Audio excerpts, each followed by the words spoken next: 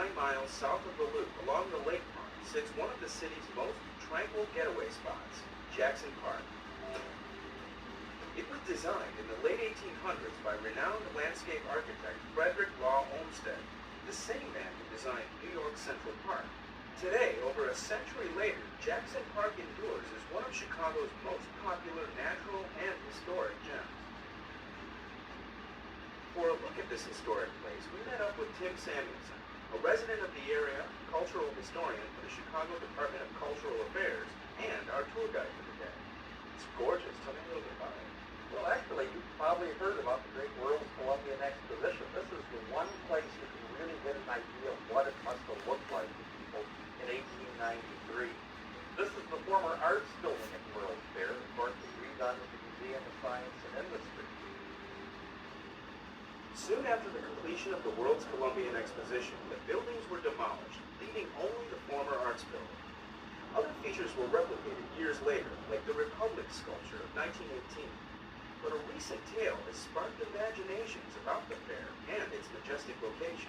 When people come to Chicago and they want me to take them around, they always say, take me to the site of the World's Fair, because there is the novel, The Devil in the White City, which everybody's read.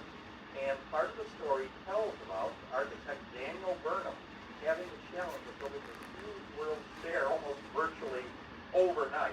And so it takes place here, and it mentions the buildings and the site. So people come to town, they want to see where it happened. For fans of nature, you'll find 253 reasons to come to Jackson Park. That's how many species of birds you can find here. And bird watchers flock here from all over the country. Adorned with binoculars and a field guide, Doug Anderson of the Chicago Audubon Society will show even novice bird watchers the best ways to identify and observe birds that migrate to the park. Birds like this rare Caspian tern or these barn swallows. Birds like different kinds of habitat. And when you get a variety of different kinds of trees and shrubs and open space, as well as heavily wooded areas, that's what attracts a tremendous number of birds. Doug leads his free tours April through December at 7 a.m. on Wednesdays and 8 a.m. on Saturdays, starting from the Darrow Bridge just south of the Museum of Science and Industry. Don't forget your binoculars. The natural landscape draws all sorts of wildlife and humans to this oasis within an oasis, the Osaka Garden on Wooded Island. Osaka, Japan is one of Chicago's 23 sister cities. The garden grew up around the former site of the Ho-Oden Pavilion, which was built by the Japanese government for the Columbian Exposition. Once you enter Osaka Garden's gate, be prepared to refresh your spirit. One of the special feelings that you get from the Osaka Garden is almost a feeling of enchantment. Following you, they don't make the zigzag and you would escape from the experience. So it really wondrous things. The park and Osaka Garden are open to explore daily from dawn until dusk. Not too far removed from the nature of Jackson Park is a stunning example of innovative residential architecture created just after the World's Fair. You got the Jackson Park Highlands right near here, which is a designated Chicago landmark. Really great houses. Actually, the whole housing stock is not exactly houses. What the neighborhoods are like during it. Here's how.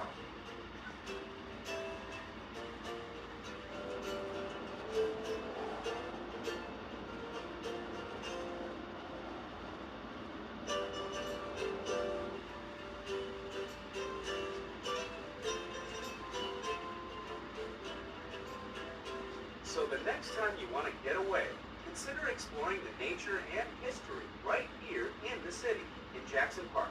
I don't know of another place in the city or another park you really can kind of get yourself lost. That's the best part of it. Really kind of get away from it all and you're not going very far away from downtown.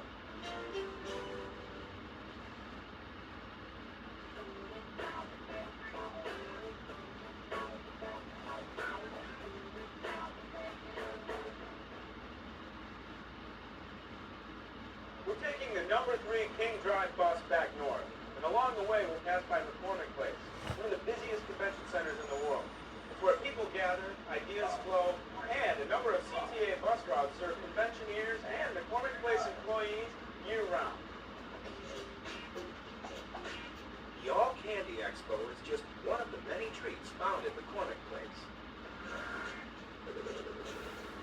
Chicago's premier convention center is the largest in North America, and recently it became Candyland, as hundreds of candy makers from around the world gathered here to promote their sweets. Of course, the Candy Expo is just one of many shows held in McCormick Place, along with other big events like the restaurant show, the dog show, and of course the Chicago Auto Show. The auto show, our biggest consumer show, they come here every year. We have close to 1 million people in attendance for that show, so it's obviously our most popular show. The idea of McCormick Place was first conceived in the 1940s by the former owner of the Chicago Tribune, Colonel Robert R. McCormick. Following a successful railroad expedition, McCormick saw the need for a permanent exhibition hall in Chicago. It wasn't until the 1960s that McCormick Place was built. In just 7 years after its construction, a fire destroyed the building. The lakeside building was quickly reconstructed by 1971, and McCormick Place has been expanding ever since. In the 1980s, a north building was added, and in the 1990s, a south building. We are currently underway with our West Expansion project, which we hope to complete by 2008.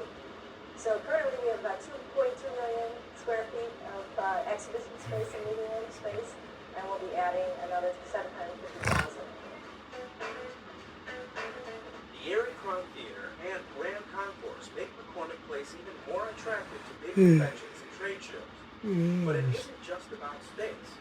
Visitors need other amenities, and McCormick Place has them. Like a hotel, which was built next door, or the food court, coffee shops and restaurants, not to mention the gift shops, a shoe shine parlor, a massage lounge, and a wireless internet cafe.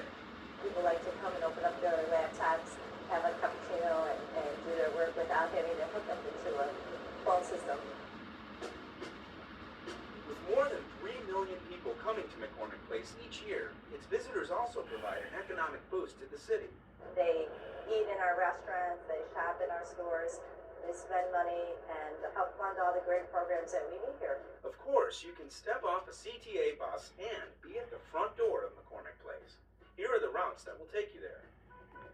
3 Kings Drive, 21 Cermak, 3X King Drive Express, X4 Cottage Grove Express, X21 Cermak Express. So the next You're time right you're there. going to check out the latest in lollipops or another event at McCormick Place, remember to hop on board the CTA.